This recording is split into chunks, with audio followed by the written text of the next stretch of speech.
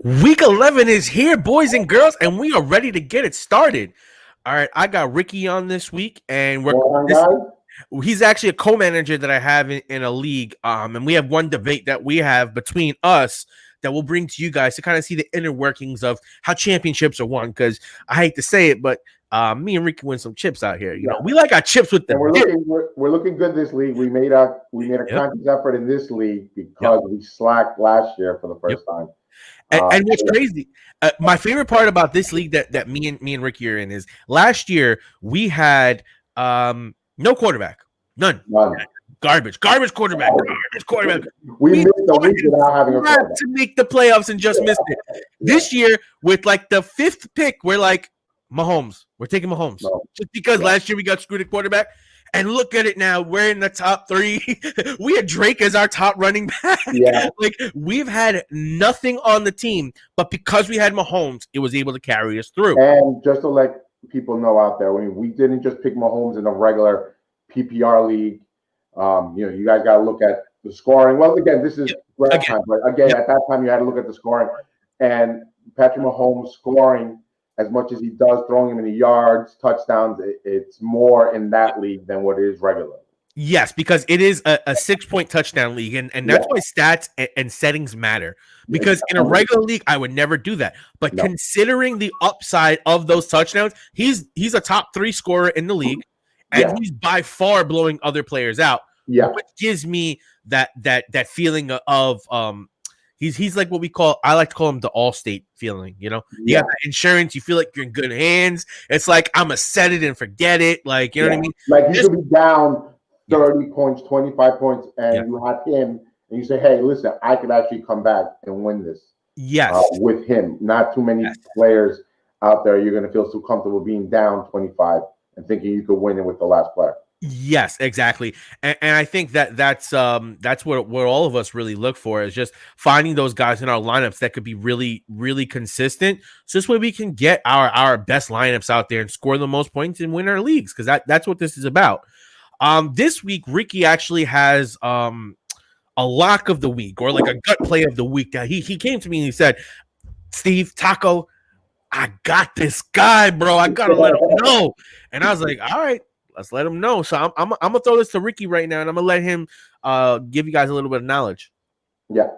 So basically, is every week if you look at the IG, we have start 'em, sit 'em. I have the good matchup, bad matchups, and a lot of that you look into numbers, like you should in fantasy, because a lot of it is just numbers. Looking at the numbers, what the defense is giving up, how they're ranked. So that's what I do with start 'em, and I mean with a good matchup, bad matchup. This one's more of a gut feeling.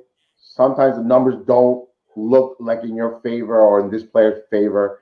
You just have that gut feeling. You know the team that they're facing. When in the 11th week, we have a pretty good understanding of what teams are.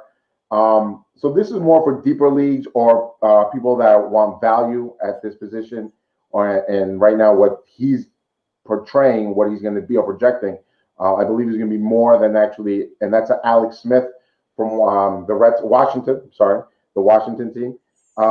Again, he had 390 yards last week. That's probably, his second start in probably over 700 days or whatever it might have been.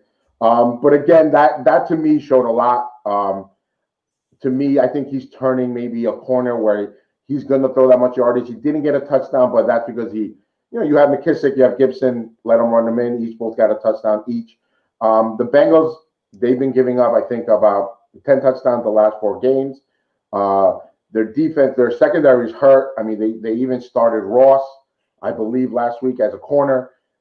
He got hurt, so he's out 2 weeks. So when you're starting your receiver as corner, you have issues at secondary. To me, Alex Smith is a veteran. He's gonna check out to McKissick. Even Gibson is getting more targets out the backfield. Again, if you could just add maybe a touchdown or 2 to those 300-something yards, Alex Smith to me is a good play.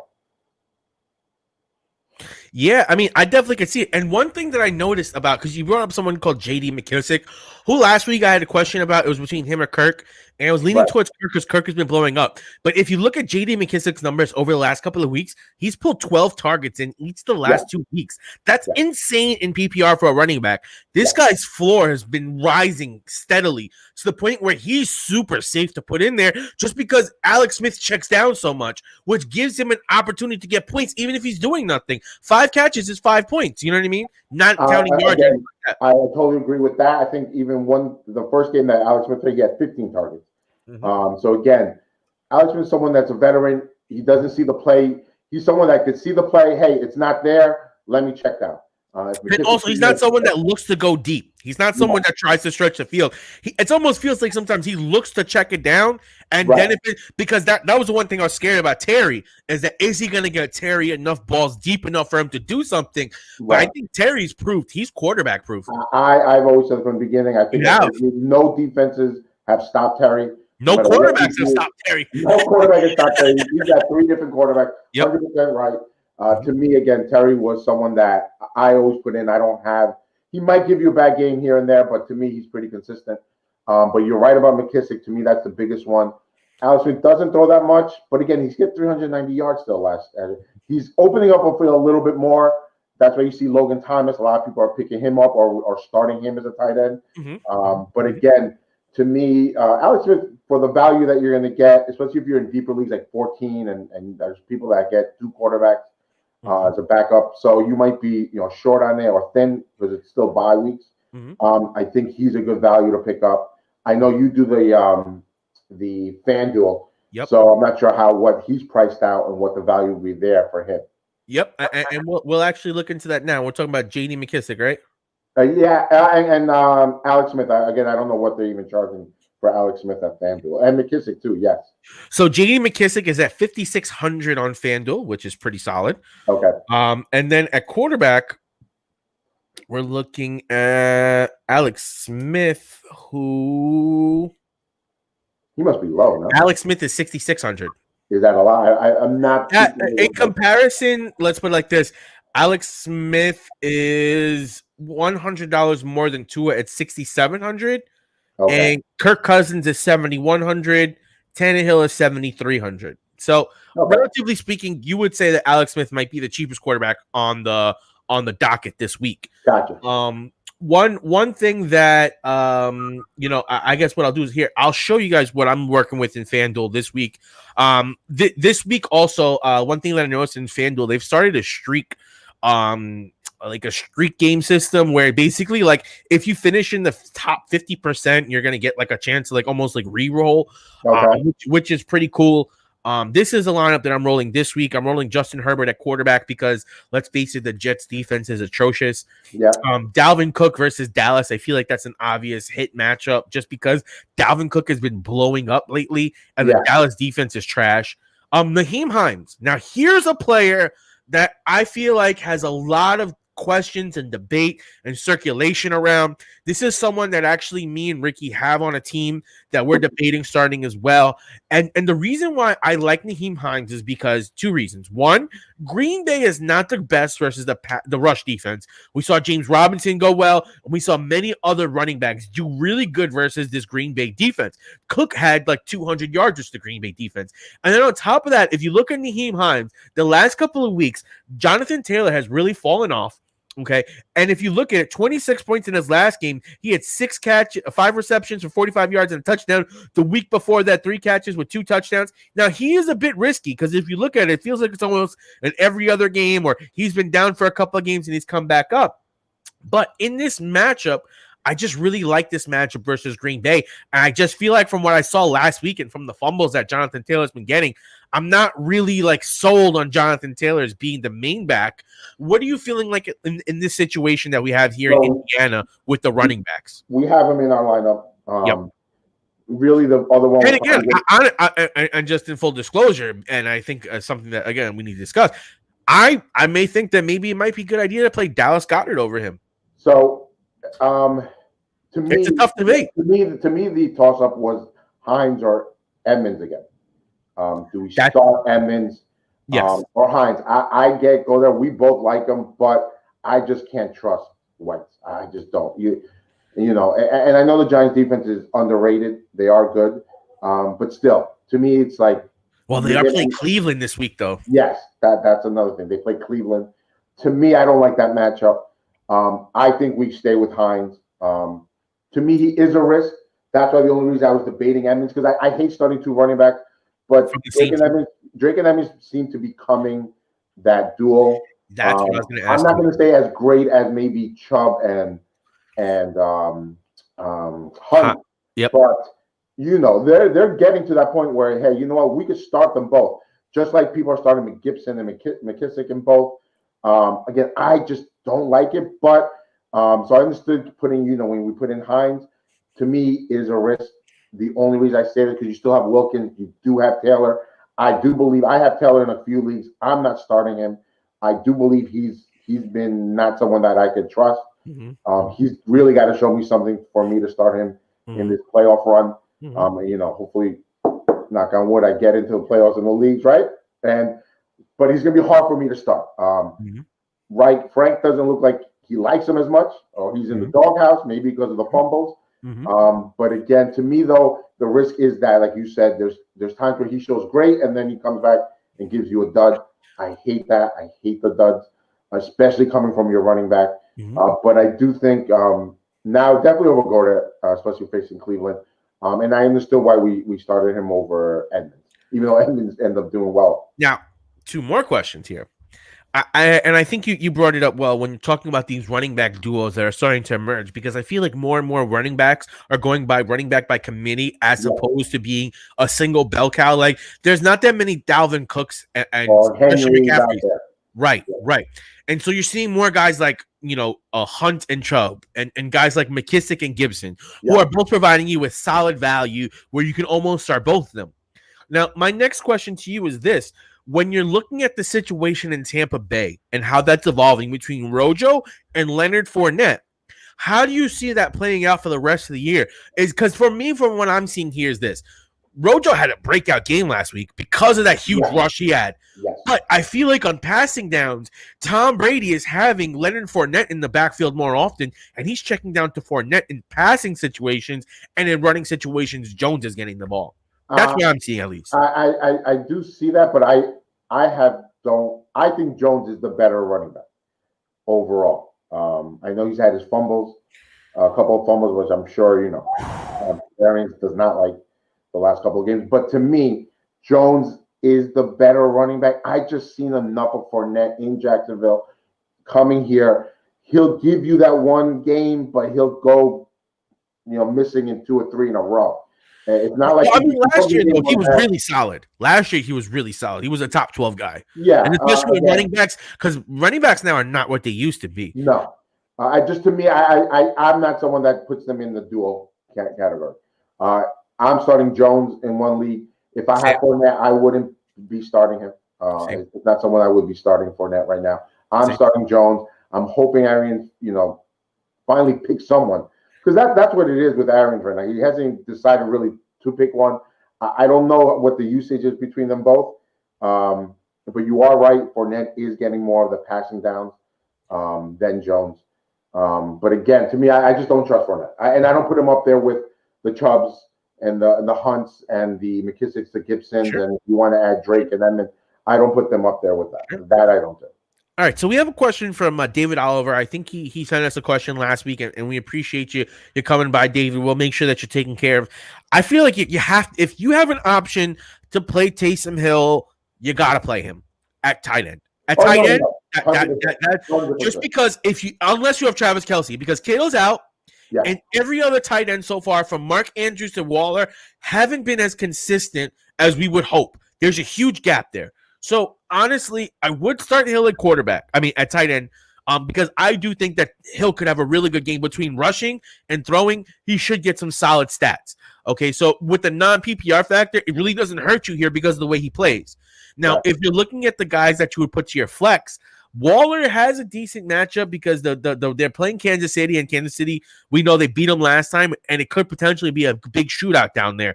But I feel like Kansas City, after hearing how the Raiders took the victory lap around the stadium in the bus, and how Kelce was talking about he's going to come out and have a big game and everything like that, I honestly would. I'm kind of a little scared because I think Kansas City is going to come out like a monster, and Right. it could give him a shot to produce. But honestly, if you look at Mike Davis and they're playing Detroit, I think that's just a matchup that's too good to sit. Just I know Waller has upside. Lamb and Parker, that's a little bit iffy to me.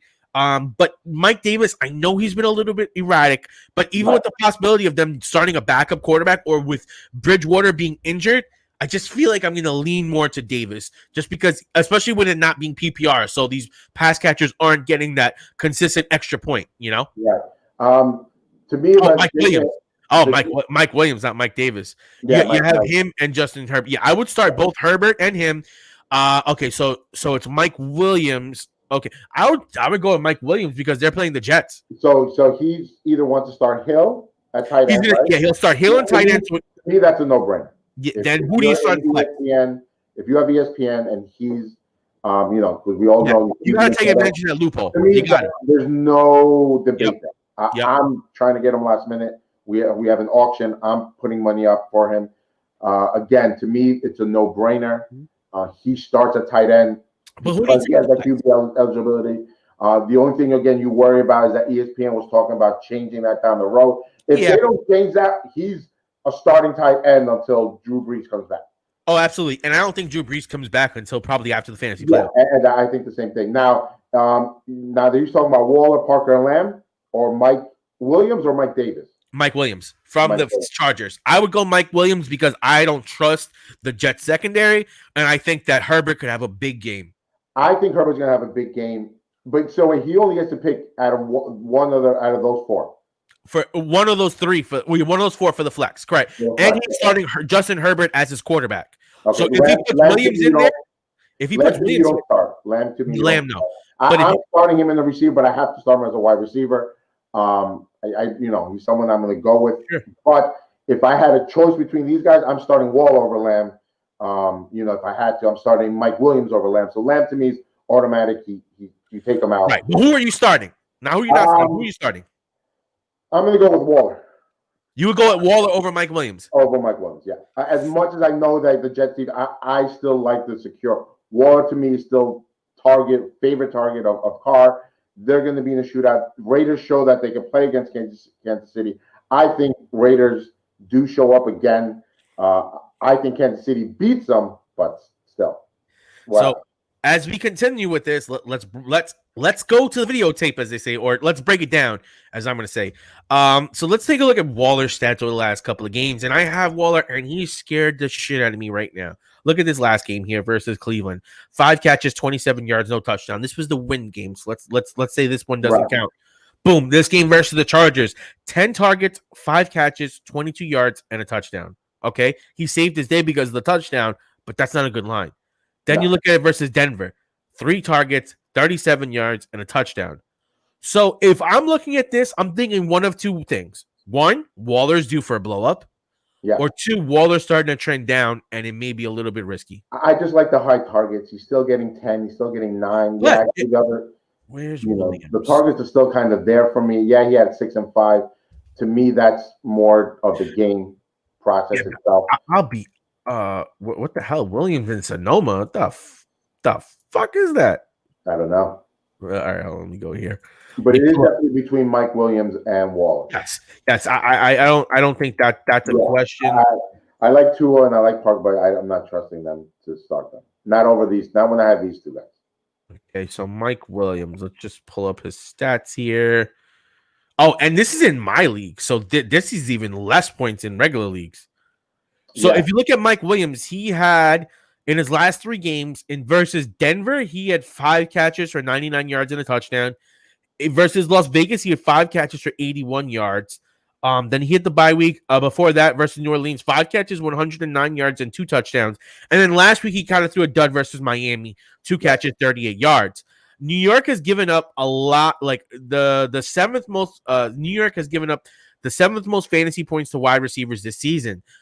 I get what you're saying, Rick, but I think I would go Williams just because I think Williams is trending up and Waller's trending down. I do see I that. think you're picking hairs between them because Yeah. either one can score, either one can get 5 catches and 50 yards and a touchdown very easily. And the biggest one, either of them could score. To me, Waller could do again 30 yards. Yeah. But he'll get that touchdown. It saves you.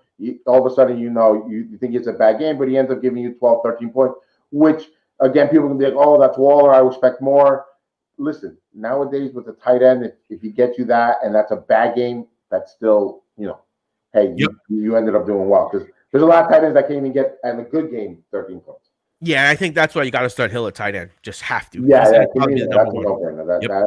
That if you have him, he has the eligibility, you start him. You started moving forward until Brees comes back. If he doesn't, then or until they change it to quarterback eligibility. If they change the quarterback, then to me, I'm not starting him. That's why when I auctioned for him, I'm not overpaying because I'm scared about that. If they take away the QB, his value, his tight end eligibility, his value goes completely down. Absolutely. I'm not starting him as a quarterback. Absolutely. And now we got one piece of breaking news here is that Teddy Bridgewater is not going to be playing this year. This week. Okay, I was about to say. This week. Yes. Who's the backup? The backup, I believe, is like the guy that was playing in the XFL, PJ Walker or something like that. Okay. So they got someone somewhat similar to Teddy Bridgewater from what I don't really know too much, but I'm assuming someone he could run, someone that could do, the options and stuff like that. And you have to worry about him either going off. But again, to me, you were talking about Mike Davis. That to me is a no-brainer. If that was the player that he had there, that's a no-brainer. I'm also starting Mike Davis in another league. Now check this out.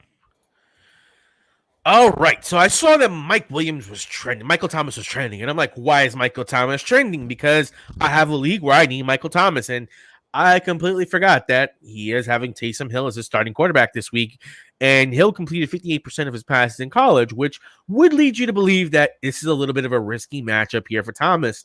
But I just feel like with where people drafted Thomas and with what's going on in the league right now, I don't really think you have another choice. I mean, Marvin Jones over Michael Thomas, I can maybe see it, but it's really, really hard for me to bench Michael Thomas. I'm in a conundrum in one of my leagues.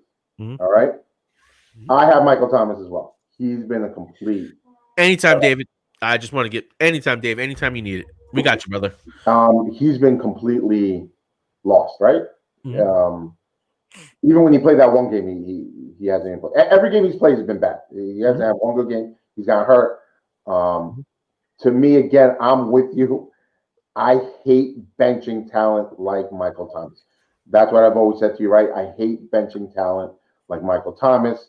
To me, when you draft someone that high, you got to put him in your thing. I do have unless you're super deep. I have a great bench. Put it this way, not that I have a great bench. I think I have players that sometimes when I start, the bench players do better. And this has been my season all year in this league. I have Thielen, I have Woods. Robert Woods. I'm starting Jacobs. I'm starting Hunt. I'm starting Thomas. Now here's where people are gonna I'm starting Higgins over Woods.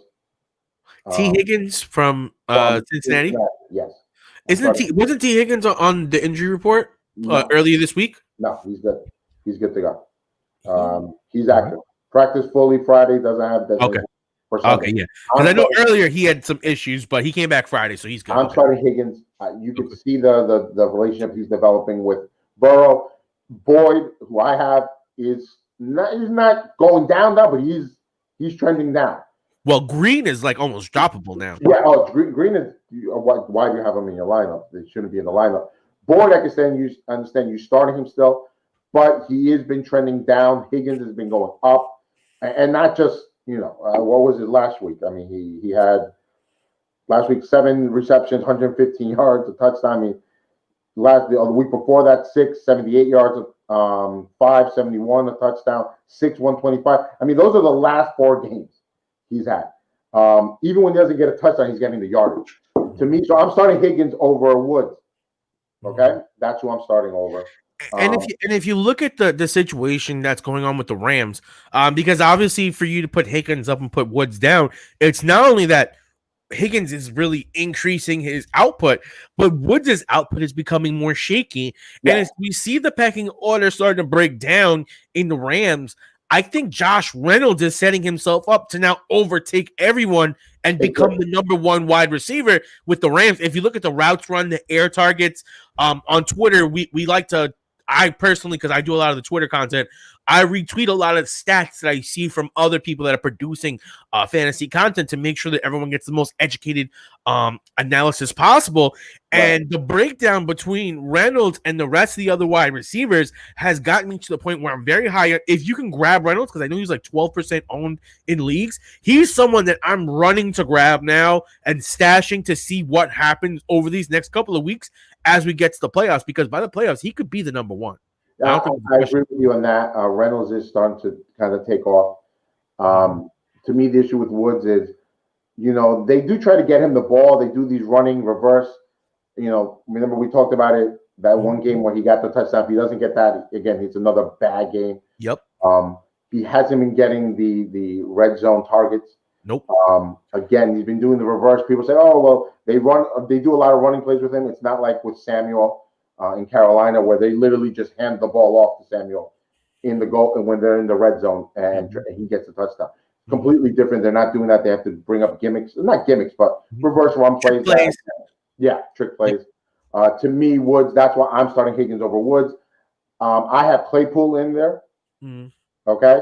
Now, do I start Thomas or do I start Thielen?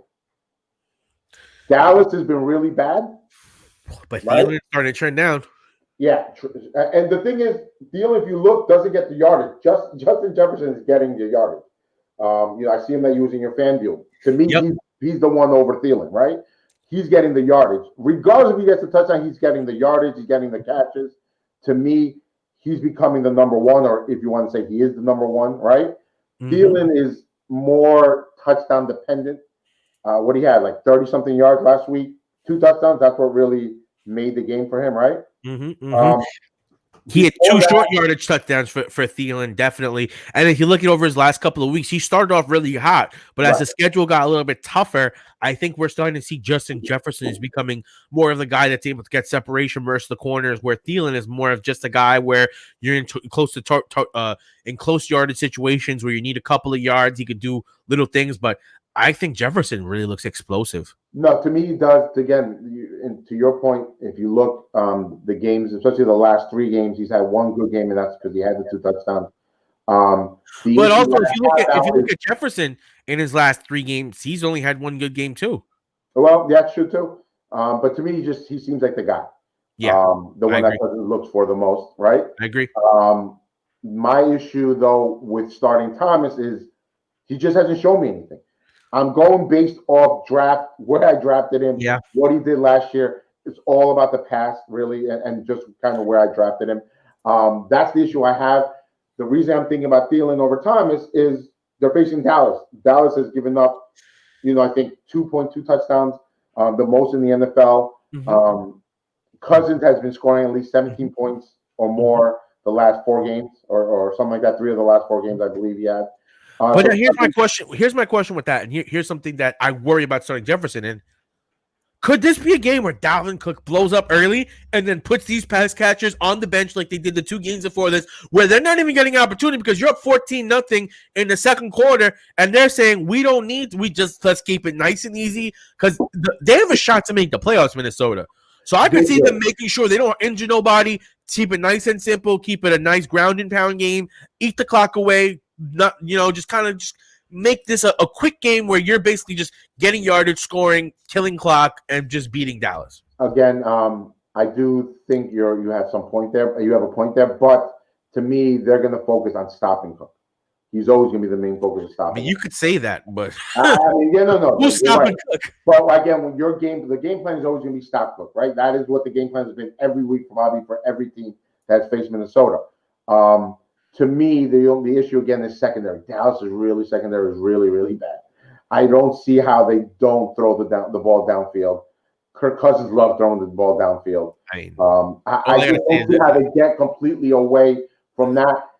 Again, normally, even if it's a blowout, they're gonna play 3 quarters. I still believe he'll get his targets and his receptions. Mhm. But And one thing I again, gotta say, I made this lineup without talking to Ricky at all. yeah, We both thought the same exact thing here. Dallas defense is really, really bad. yeah, I'm going with Cook and Jefferson because I'm thinking that's going to roll both ways. I think Jefferson has a yeah. shot to get a touchdown. I think he's shown himself as a number one at 6,700. I think that value is incredible. Parker, I just think that with this situation and at that price, he could do really good. So again, I'm thinking like Ricky, this Dallas game is a game that I want to pick on. It's one where again the secondary is bad and Jefferson's explosive. Thielen again, I'm with you on that. It's a little bit scary. I probably would start Michael Thomas over Thielen, Thielen right? just because of the fact that when you look at the way Thomas plays, And just not to cut you off, but you start also Claypool over Thielen. see Claypool is so up and down though. I Like between know. Washington, But Juice Connor, do I sit him for everything that we know to get? Like again, the last 3 games, 5 receptions, 42, a touchdown, 15.2, 8 receptions, 69 yards, no touchdown, but still 15.3. And yet last week, 4 receptions, 56, 2 touchdowns, 21.3. I mean, these are the last 3 games. Even if you look at the last 5, he's had 1 dud. If you look at the last 6, he's had 1 dud. I can't sit that. it's can't. hard. But It's hard. I'll put you on the reverse. In a situation where Taysom Hill is the starting quarterback, and you're probably going to rely a lot on Alvin Kamara in this game, and you're going to swing past it, you're going to run it, you're going to do a lot of things to minimize the reads that Hill has to make, because that's the thing that's talking about Hill. He doesn't make the quickest reads, so you eliminate some of these reads, make it a quick. Here's 2 options, make your play. Here's 2 options, make your play. You either have Thomas going this way, or you have Kamara going there. You don't see either, you go out and you run. Well, they're going to simplify for Hill, right? So I think that actually sets Michael Thomas up to actually have a good game, because I'm going to see him on a lot of slant passes, a lot of drags, things close to the line of scrimmage where you could just dump it off to him, let him get 5 yards, let him get 4 yards, let him get 5 yards. And he might be a catch beast in this game from the simple fact of you can keep everything so in tight that he just might get 10 catches for 50 yards and a touchdown because it's slant 5 yards, slant to me, 6 yards. The only issue I have with that, you're right. Again, my issue again with Thomas, he just has not looked good. Problem I have with Thomas is even with Winston, who, yes, people want to say whatever. To me, it's a shocker that he's not starting, but fine, that's a different conversation. But he did throw 30 touchdowns, right? He did have Michael Evans. He knows what a big target is. He knows how to throw downfield. When he got in the game, Thomas got worse. Like nothing happened with him and Thomas. I think he had 2 targets. Do you think that maybe that's the reason why that they actually made that switch? I do. Let's face it, Thomas is your best playmaker on the outside. You cannot go anywhere. The Saints cannot go anywhere in the playoffs without Thomas coming back. And now they need Thomas. Thomas has to step up and be the guy. Kamara, I think, we all know what Kamara is going to do. They're going to feed him. I get that. But at some point, they're going to have to pass. Mm-hmm. I do think that's why they made that change, because, again, Winston had 2 targets, I think, to Thomas. Yep. Thomas looked horrible, just absolutely invisible as soon as Winston came in. I was shocked because I'm thinking Winston, if anything, is going to throw it up and say, hey, Thomas, catch the ball, just like he did with Evans, right? But to me, that you didn't get that. I think that's what did Winston in. Mm-hmm. I hate benching Thielen. I hate leaving that on the bench. But to me, from everyone that I told you, I think I'm doing the right thing. And I'm with Thomas. It's just I drafted him at my first pick at number 7. I'm not going to bench talent like Michael Thomas. Even though Hill is out there, I'm not going to bench him. He's too good. They get in the red zone. He's going to look to him. Or again, it could just go where this is the game that could go where just Kamara just completely blows up, and that's very true. That's very true. And I think we'll end with this. I want to just quickly touch on two people or 2 players that are seeing significant increases in their ownership and that we have to look at going forward as possible really good plays. The first one is going to be Salvon Ahmed. I picked him up last week. He was 1% owned or 5% owned, I should say. Okay. He's the running back for Miami. I had picked up Gaskins early, and Gaskins went out for me. So kind of naturally, it just makes sense. Breida came back though, right? Breida did come back, but when you look at what happened, Salvon Ahmed really started to take over. And in his last game versus the Chargers, he had 21 rushing attempts for 85 yards and a touchdown, and 1 catch for 5 yards. So he had a really solid game. We're not 100% when Gaskins is going to come back because of that high ankle injury. Right. I think if he's available in your leagues right now in Yahoo, he's 64% owned. So that means in 35% of leagues, there's a shot that you can get him. He's a really good guy to add to your end of your bench. Yeah. Another guy that I'm looking at is in the Chargers in Kalen Ballage, the guy that the Jets were trying to sign and didn't sign. Right. He's actually looked really good over the last couple of weeks. I started him in my 14-team league, or I'm starting him this week. I almost started him last week. But over the last couple of games, he's looked really good. And while Eckler is getting himself ready to come back from his hamstring injury, we don't know when he will be back. Yeah, and these are must-win games. So I would definitely add a Ballage, add a Ahmed, Gio Bernard. Let's face it, Nixon could be out for the rest of this season. Gio Bernard is a must-own everywhere. I'm starting him, Gio Bernard, as soon as I saw that Nixon was out. If you look at Bernard, he gets 15, half more targets, touches. He was already the receiving back, but you've also seen that Burrows now is looking a lot worse without Mixon because he doesn't really have that threat to run it. And when they started winning, Mixon started going off. So Burrow has faced some tough defenses. Yes, but again, not having that rush, that when you're facing a tough defense, you need the opportunity to run it because if they're just running nickel and dime defenses and they have multiple DBs out there that are able to play against the pass, it becomes so much harder for him, and the windows are so much smaller. But in those cases, they're more than likely only having 3 to 4 guys in the box, so that if you're able to get that good block shed and a good inside runner, you can go up, you can get a 5-6 yards on that play, then you start changing the way the defense runs, because if you're getting 5 yards on a run, now I have to put some extra people in, which gives him more of an opportunity to throw downfield and take advantage of it. So I think losing Mixon really starting to show for Burrow when he's facing these tougher defenses, because now they're queued up just for Burrow. I do think you're right about that. But again, to me, Burrow has showed what Burrow looks great. No, Burrow looks great. He's still a rookie. Yes. And another one is, and we talked about it off the air, is Perrine from the Jets. Yes, I'm starting him in a league. I'm starting him in the league as well.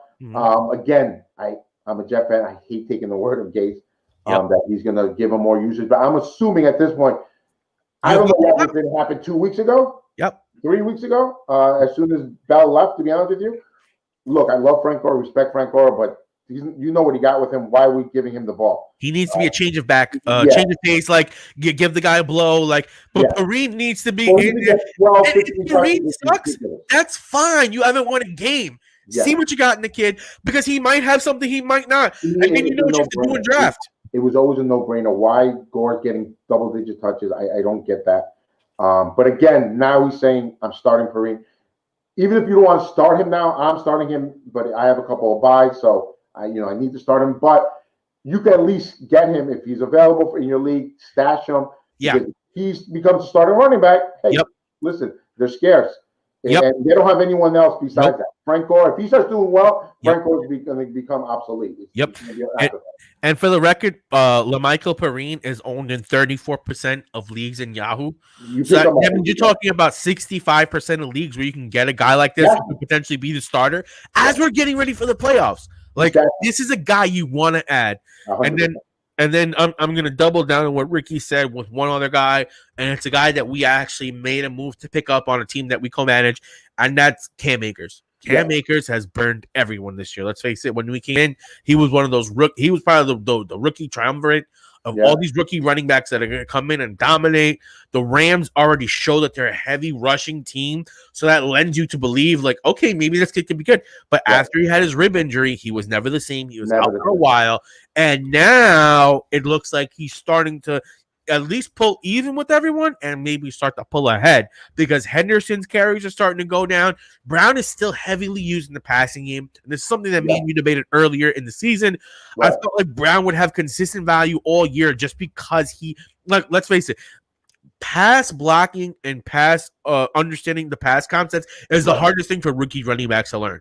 And we see it throughout, like we saw it last year with Jacobs, we saw it with Miles Sanders, we see it with Saquon Barkley. Learning how to block the rushers that are coming in, because that's all technique. That's sometimes it's not physical, because like we've seen guys like Darren Sproles be decent blockers at their small size because they can go low. They can give the guy just enough shot. They could chip the block enough. So I think that was something that we got scared about with Akers, and he fell off, and his ownership went down significantly.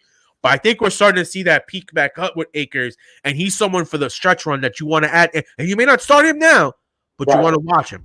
But I also think he's someone that, he has more competition, Akers, right? But with this running back that I'm going to say is Swift. Everyone thought Swift was going to be the man right out the gate. That wasn't the case, right? He got hurt. Again, same kind of thing. Got hurt, wasn't really doing well. A lot of people didn't start, either benched him or dropped him, to be honest with you. But again, you see now what Swift is doing. But remember, Swift is out now with the concussion this week. So that's a different story. But again, going forward, the last couple of games, and going forward, he's going to be the guy. You could see that he took over. Peterson is there just for a break. And last week, that's something that can happen with Akers, where now he starts taking over. The other guys become a break. And the cool thing is, last week they announced that Cam Akers will become the starter. I mean, not Cam Akers, Swift. They announced Swift as starter last week. This week he has the concussion, but coming back and off of the concussion, we expect him maybe miss this week. At worst, miss one more week because I think they're going to play Thursday for Thanksgiving. They might. So he might miss 2 games, but after that, he's going to be an RB1. Like when you look at the stats, the usage, everything, he has RB1 potential coming out of Thanksgiving because I do think that with him missing this week with the concussion, I don't know how far along in his recovery he is. So there is a chance that he could miss next week because it's a short week for them. They're playing Sunday, then they're playing Thursday. He's going to miss next week. People, me too. I have him. I don't expect him next week, but I have him more for the playoff run. Right.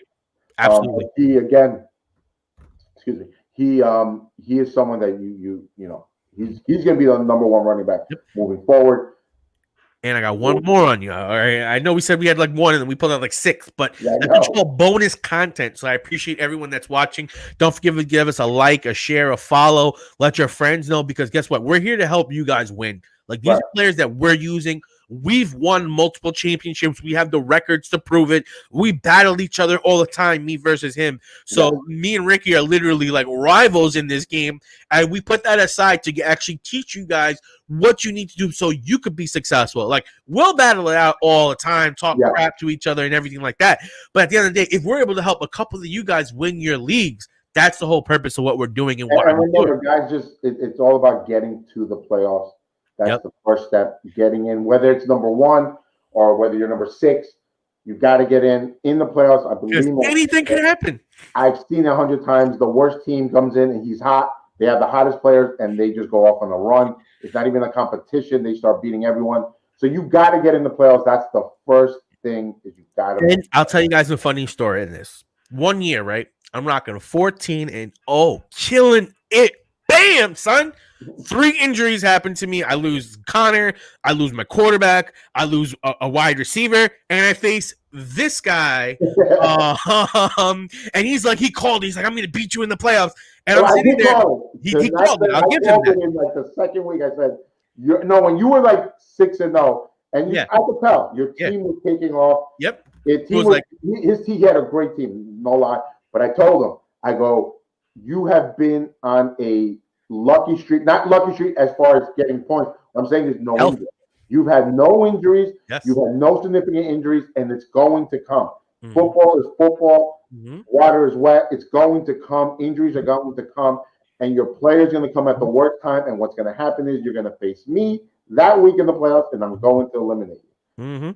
And that's what happened. But again, guys, that's what happens. That's why you got to. And that's why when he says that to you guys, and I want to preface it like this: the following week, I beat 2 teams that were 15-0, including 1 league where it was a $500 buy-in. So literally, anyone can win. You could be the worst team going to win. You're in a hot streak. You're gonna do. You could win the whole thing. Again, the biggest in the playoffs. This is not like real sports where it's like I was the 6th seed. Doesn't matter because the guy you're facing could have someone injured. You could pick up a guy that's replacing him, and all of a sudden everything just switched, and now you're the favorite that week. So and that's literally, good to have people stashing. Like what we're telling you, stash away. If you have a spot. Now listen, you stash if you have the spot. You especially stash if you're looking good to the playoffs and you're kind of set. Maybe you need one more win and you'll clinch it. But again, if you're struggling and you're fighting, then you can't stash. Then I get that. Yep. But you just got to play the best player available Yep. that week. You got to get wins. If Yep. you got to drop someone, you got to Yep. drop someone and pick someone up. And that's one of the reasons why we also talk about these guys, is because if you can grab them before they blow up, you can save yourself that waiver spot. Yeah. And that's huge, because if you can keep saving that waiver spot, and guess what? There's going to be guys that you didn't foresee blowing up, or there's certain injuries that can happen that can catapult someone, like a Manituk. If Cook goes down, he's the number one waiver claim. But are you going to add him if Cook is healthy? Maybe if you have depth, like space on your roster. But if you don't have space, you have to pick up someone that you're going to use. Yeah. So it becomes a situation where you could save your waiver for those kind of situations, and then pick up other guys that might blow up, like a Perine. I think Perine is going to get a huge. He's at 34% owned right now. Going into next week, he'll probably be at 60, just because he's going to get so much volume. And volume at the running back position is key. Volume in fantasy football is key, and that's how you win the game. Yeah. But I think this was great. We were able to give you guys some good insights. We took care of our boy Dave with some advice. We broke down some of our debates and dilemmas for our week. We showed you the DFS. Guys, if you have any questions going forward, feel free to DM us. As you see on Instagram, we're at The Daily Sporting. On Twitter, we're at The Daily Sporting for you. We'll respond to you guys. We'll help you with your leagues. We'll help you get as good as possible. We can't always be right, but we'll put you in the right direction and give you the most amount of information so you can make the choice for yourself. Yeah, definitely check us out on IG. Every week you'll see there the sit-em, stardom, the good matchup, bad matchup. Yep. I'm going to start adding the gut matchup. And I'm going to start adding some more guys like Balaj and these guys that are low ownership as we go into these last couple of weeks, because these are the guys that are league winners. I remember one year I picked up Hightower, and he was playing for the Saints, right? And the running back from the Saints went down, Mark Ingram, and we're like, oh my God, Tim Hightower is the guy. We picked him up. We carried him to championship as a 6 seed. Yeah, that's literally what I'm trying to put this into you guys. Pick guys up off the waiver wire, drop guys that are trash. Like if you're keeping AJ Green and you see a Kellen Balaj on the waiver wire, you're playing this game wrong. Yeah, you're playing this game wrong. There's no reason AJ Green should be on anyone. Nope. All right, guys. I want to thank you guys for everything. We appreciate it. We're going to see you next week. And I think during the week, me and Ricky will bring you a little more breakdown as we're getting close to these fantasy playoffs. We know you guys really need this information. So we'll make sure we keep you locked up and loaded. And one thing that we have coming next week also, it's a little special thing, a little breakdown of the Knicks. I mean, shit's going crazy over there, but that's a whole other video. All right, guys. Have a wonderful day and good luck this Sunday. All right.